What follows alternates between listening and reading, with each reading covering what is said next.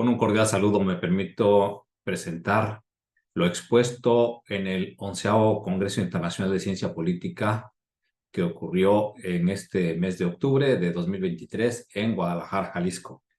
Enseguida comparto la presentación. Gracias por su atención y por lo que esta presentación les pueda ser útil. Bueno, el estudio es la profesionalización de la función pública comparando España, Colombia y México. Quiero iniciar aquí con señalando que la idea es exponer el alcance del concepto y el proyecto de profesionalización, sobre todo en un contexto en el cual hay lo que se llama una erosión de la democracia. Hay quien le llama decaimiento de la democracia, por ejemplo. Es decir, que tanto este retraimiento de los procesos democráticos también afecta lo que se inició desde el inicio de este milenio en la forma de contratar por mérito a los servidores públicos.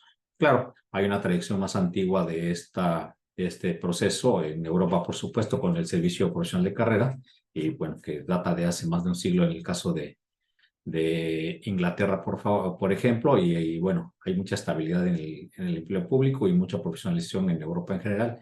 Más bien el contexto es en América Latina.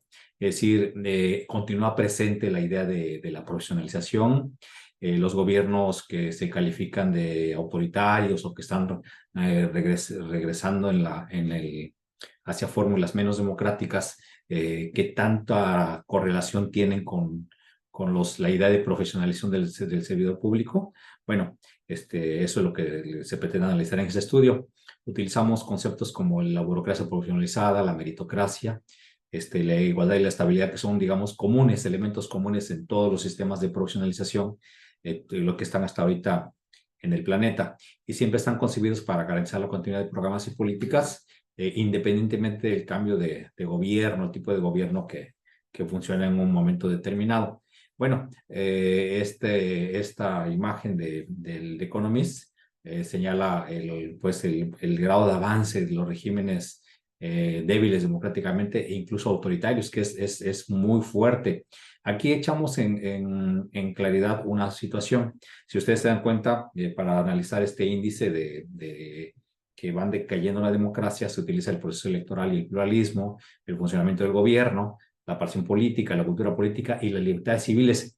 Pero lo que no advertimos en los estudios predominantes de este análisis, que tiene que ver con el desarrollo y el proceso democrático, es la idea de la administración pública, lo cual es muy relevante porque se señala a la administración pública en todos los estudios de ciencia política y de administración pública, que es fundamental para concretar todos los procesos, no solamente de programas públicos, sino de funcionamiento de las instituciones políticas. Sin embargo, no se utiliza como variable de análisis y esto es muy relevante.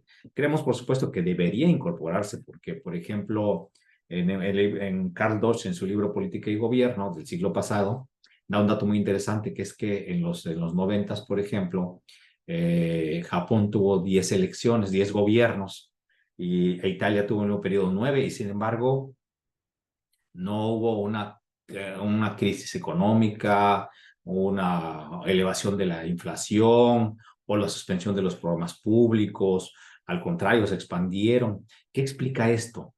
Porque en un contexto de tanta inestabilidad política funciona el gobierno y además funciona la estabilidad política, la estabilidad económica, y parece que la explicación es la administración pública. Entonces, es clave la administración pública como objeto de estudio, y creo que es lo que debemos recuperar en estos análisis. Y ese es el objetivo de la investigación, qué tanto se retrae en este escenario de descomposición democrática el tema de la profesionalización de la burocracia. Bueno, el enfoque es cualitativo y exploratorio. Utilizamos los marcos normativos y los programas públicos fundamentales, pero sobre todo para ver también la forma en que se concibe el servicio civil de carrera, sus campos semánticos y si los avances que se tuvieron en estas últimas 2 décadas han ido hacia atrás o se han mantenido, y si en la idea de gobierno de que predomina hoy en este contexto, hay, digamos, una intención clara de disminuir de manera dramática, incluso de eliminar lo que es el servicio profesional y carrera. Bueno, quiero adelantar que el término de contratar al personal público por méritos o de inducir más profesionalidad o profesionalismo en la burocracia, en este caso los tres países estudiados, pero también hay otros, permanece, es muy interesante, permanece, incluso sigue funcionando la contratación de personal. Obviamente, incluso lo que vemos es con las limitaciones de antes del decaimiento de la democracia, es decir, ya a principios de los 2000 y en aquellos países que tienen una tradición más larga antes del 2000, pues había ciertas ya, digamos, limitaciones, ¿verdad? El impulso a ciertos favoritos en las contrataciones, la declaración de concursos desiertos, pero en general sí hay un volumen de personal que se contrata por los concursos y sigue dándose, sigue dándose. Entonces, es muy interesante que tanto en el discurso democrático como el que no lo es tanto o no lo es en estos días, se sigue hablando de profesionalización y se mantiene el marco jurídico y los procesos administrativos de contratación de personal. Habría que aclarar si esto es porque se piensa en una base mínima de estabilidad del gobierno o pues también es porque legitima a unos y otros en el mensaje hacia la sociedad de que tiene que haber un buen gobierno independientemente del carácter político del mismo, lo cual es muy, muy interesante. De hecho, la idea de meritocracia está asociada al orden y estabilidad de la democracia y del gobierno en general. Quizás sea una pauta a analizar. Encontramos que las etapas que ustedes ven en la pantalla son las que prevalecen actualmente en todos los regímenes, o sea, se busca regular, se plantea regular en la legislación y en los procesos, desde el ingreso, el desarrollo de la carrera profesional, las sanciones y el despido. ¿Ya? Es decir, se mantienen estas variables de manera general, lo cual es muy interesante porque hemos llegado a un nivel de estandarización en los sistemas de gobierno respecto del tratamiento o el impulso a la contratación de funcionarios. No quiero dejar de reconocer que incluso en algunos procesos de cambio de gobierno, tanto a nivel nacional como a nivel regional, se plantea continuamente la idea de profesionalizar la burocracia y de contratar por mérito o por servicio de carrera a los funcionarios, lo cual le da una relevancia muy, muy interesante como base de estabilidad política. Bueno, podemos advertir que en los tres países los sistemas están consolidados de ingreso, de formación, de retribuciones y de evaluación del sistema. En el caso español, que cuenta con casi más arriba de 2.700.000 empleados públicos, el 82% son empleados de carrera. El servicio de carrera llega hasta el nivel de subsecretario, luego sería secretario, viceministro y ministro, pero llega muy alto, casi todo el personal es contratado por mérito. No quiero señalar aquí algo muy interesante, que en los pactos de la Moncloa pues se incluían cuestiones de tipo social, impositivo, económico, etcétera. Pero fueron los empleados españoles los que se pusieron en huelga para que se incorporara su tratamiento en el pacto de la Moncloa y se crea el servicio de carrera. Y es uno de los más estables, más fuertes, incluso han tenido una gran influencia en la generación de cuadros políticos para los partidos. Es muy interesante esto. México y Colombia, pues bueno, tienen una formación similar. El caso mexicano, teóricamente el sistema abarca casi 42.000 plazas de lo que se llama servicio civil de carrera profesional, pero también existen otros servicios civiles como el servicio civil diplomático o relaciones exteriores, el servicio de las Fuerzas Armadas o el servicio magisterial que sigue parámetros de contratación y de ascenso por estos mecanismos, repito, con las salvedades propias de la política. En Colombia igual, ahora se reportan un poco más de 300.000 empleados contratados por un sistema en el cual el propio empleado que es, digamos, transitorio, se apunta para ser considerado como permanente y pasa una serie de procesos de evaluación, de exámenes, etcétera, y también, bueno, hay en este caso también pues una consolidación muy, muy, muy marcada, ¿verdad? Siempre predomina el nivel educativo, lo que es muy importante. Profesionalización se asocia a formación académica, lo cual es muy importante, y también se toma en cuenta la experiencia laboral, lo cual se omite en ciertos casos, ¿no? Y siempre la tónica para contratar al personal en los servicios de carrera es el concurso público, ¿no? Incluso llama la atención que en el caso español se dice que es materia de estrategia nacional. que es una estrategia nacional de contratación, es decir, hay una importancia muy relevante para la integración del gobierno y su funcionamiento, el que tiene la forma en que se contrata al personal público. Eso de destacarse, ¿verdad? En el caso de México y Colombia, pues se sigue generando este proceso de reclutamiento similar, se toman en cuenta los requisitos legales, generales y específicos. En el proceso de selección, pues van a ver los concursos generalmente, se valora la titulación, es decir, la formación académica y las aptitudes con ciertos exámenes que se aplican de carácter técnico, de carácter psicométrico y que se toman en cuenta mucho los valores humanos que determinan de alguna manera el desempeño o la evaluación del desempeño tanto durante la carrera administrativa como para efectos de la promoción o incluso del despido, de lo que se llama la oposición, el sistema de concurso, ¿verdad? Y hay un sistema de capacitación y profesionalización también en los tres, es decir, no se trata nada más de contratar a los mejores perfiles o a buenos perfiles, sino además asegurar que sigan adquiriendo habilidades, competencias y formación durante el transcurso. Eso se ve en los tres países de manera general. Hay una evaluación del desempeño interesante porque se perciben los tres y creo que también es la tónica en otros países, a pesar, vuelvo a repetir, de esta erosión democrática.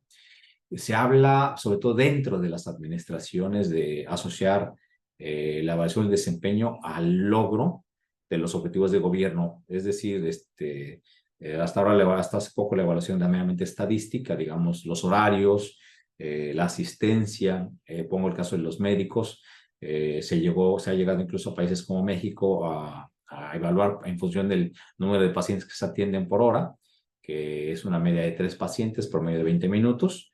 Pues en 6 horas serían 18 pacientes, pero hoy se está asociando esa evaluación al logro y se están buscando fórmulas mediante otros mecanismos de otras materias, tales como la metodología marqueológica, por ejemplo, pero asociarlos a cumplimiento de metas relevantes. Pongo como ejemplo, digamos, lo que ya se experimenta en países que no son objetos del estudio, pero tal como, digamos, Inglaterra, en el cual a los médicos se les evalúa y se les premia si logran que sus pacientes, por ejemplo, dejen de fumar o bajen el colesterol o cambien hábitos de vida.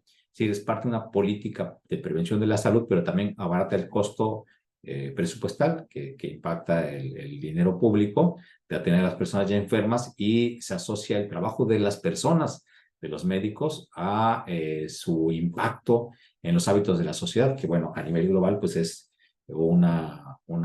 digamos, una vinculación tremenda en cuestiones de salud pública y de uso de los recursos públicos, es el caso de los recursos del personal. Entonces, vemos una asociación de evaluación del desempeño de los sistemas de reclutamiento, selección y desarrollo del personal a ligarlos con el impacto en los objetivos más trascendentes del servicio público. Hay algunos problemas, los retos en España en este caso son sobre todo que esta masa enorme de personal pues tiende a jubilarse y encarece los costos. El problema es el costo de la jubilación, que es lo más relevante, pues están buscando la manera de llegar a un balance entre promociones internas o adquisición de nuevas contrataciones con el soporte de la jubilación, con diversos mecanismos, pero tienen esta problemática. En el caso colombiano, se ha politizado el sistema, pero subsiste. Decía yo que de los 1.3 millones de empleados, pues son más de 300,000 que están en el sistema de acceso a exámenes y contratación. Pero sin embargo, en recientes años se ha fragmentado el sistema y se está politizando, además del costo presupuestal. Pero bueno, eso también tiene que valorarse en función del impacto del gasto público. Vamos, el personal siempre se le ve como gasto corriente y no como gasto de inversión, pero lo cierto es que la contratación de buenos médicos, enfermeras, profesores, ingenieros, pues tiene un impacto en el capital social de nuestros países y esa valoración también hace falta, está pendiente y poco se ha abordado al respecto. En el caso mexicano existe el servicio civil de carrera, decía yo, combinado con otros servicios civiles, pero en particular el servicio civil de carrera que tiene que ver con los empleados profesionales, en donde se accede a través de una licenciatura, una maestría, un doctorado. También tiene problemas en este momento, además de que se dejan vacíos los concursos, se les nombra personas interinos, existe la práctica de heredar las plazas a conocidos o a los familiares, y los burócratas pues siguen siendo los peones de juego de la política, es decir, eh, están condicionados por la política, pero aún así existe el sistema a pesar del contexto que estamos viviendo en este momento, ¿verdad? Bueno, ¿cuáles son las acciones que encontramos en general que podemos extraer de de este ejercicio de comparativo? Bueno, pues que subsiste la meritocracia, que además se concibe como una herramienta importantísima contra la corrupción y con la búsqueda de eficiencia y de movilidad social, que esa es la concepción moderna, digamos, de la contratación por mérito. También que se avanza de una administración de recursos humanos hacia la administración profesionalizada, a través de sistemas de calificación profesional. Incluso el concepto mismo, pasamos de administración de recursos humanos a administración de capital humano y la profesionalización del mismo. En cuanto a la selección de los funcionarios públicos, impera el mérito, la capacidad, la idoneidad profesional, y esta no se ha movido del tablero del sistema, a pesar decía yo, de estas pues características que tienen los sistemas contemporáneos de gestión pública y política. Entonces, bueno, esa es la aportación, digamos, del estudio, que en tiempos de cambio acelerado de lo político, ya sea en reversión, pero subsiste el proceso. Y parece ser que incluso estos gobiernos que se ven como opositores o retractores del sistema democrático, aún así mantienen el servicio civil y se ven digamos, en la idea de plantear una administración pública profesional, y esta se sustenta en las personas. ¿Qué tanto avance? Bueno, no lo sabemos, pero está presente en este momento y es algo destacable que se extrae del estudio, y que, bueno, nosotros señalamos, coincidiendo con Castillo Quesada, que aunque no es la solución a todos los problemas, pero sí es importante, digamos, dos cosas.